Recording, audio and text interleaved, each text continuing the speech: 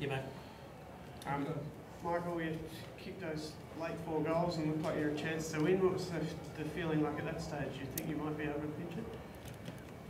Oh, we shouldn't need the game to get to that stage to feel like we need to snatch it. So, in some ways, you deserve what you get.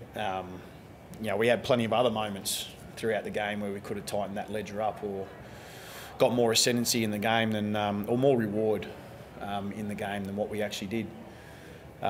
So, some critical moments that we didn't get right, and we certainly didn't defend the way that we expect.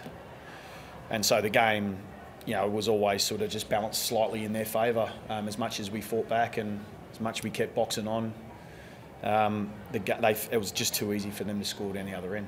Yeah, that defensive stuff, is that what contributed to their efficiency, I guess, with their goal? Yeah, I mean, let's just put it under the banner of defending when you need to, and we haven't done that in this game. Credit to Geelong's play and shots on goal and being able to finish, but they were just super efficient. They went inside 50, so we've had 66 entries and they've had 45. If you asked me that before the game, I'm saying I think the game's in a good place. But we just conceded too many shots on goal from those 45 entries, and they were good enough to be able to finish it. I'm sure there's other semantics in the game we'd like to go over, but in essence, that's pretty much how the game was made up. What did you make of the midfield battle tonight?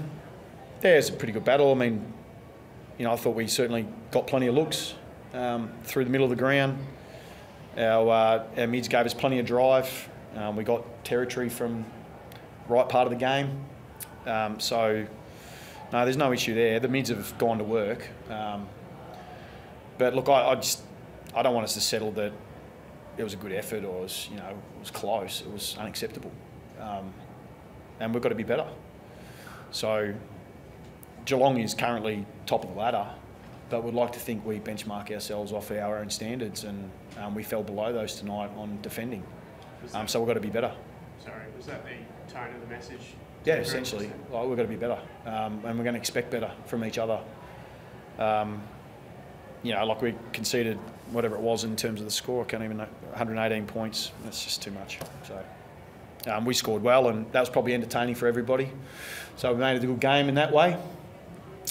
So if you're a footy follower, I'm sure that was an entertaining game. But we didn't get some important moments right, and we didn't defend when we need to for long enough. And they're a good football team. You were asked about Pitnet during the week. Were you happy with his game again tonight?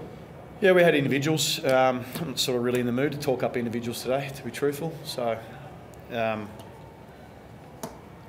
takes a team to come out and play well, and it takes a team to come out and get the win. And as a team, we didn't get the job done. So I'd like to think we all take ownership of that. How'd you go injury-wise?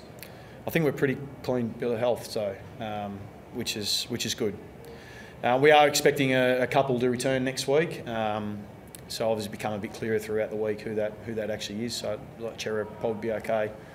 Cunningham will get another week and so will be okay. Obviously Fantasia come out through illness, so he'll be back into the fold as well. So a couple of guys will be coming back in. McGovern around the mark? Might be around the mark, yeah. So more likely probably another week, but around the mark.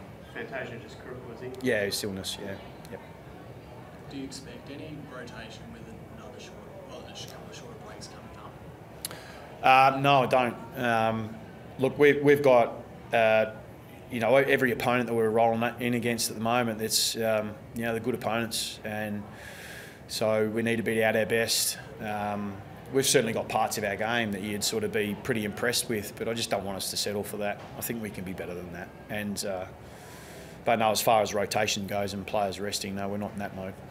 Is there any reflection on how far you've come so far? That the last time it was a Geelong home game, you were sat down the highway. Now it has to be played at the G because it's almost 90,000 people. Yeah.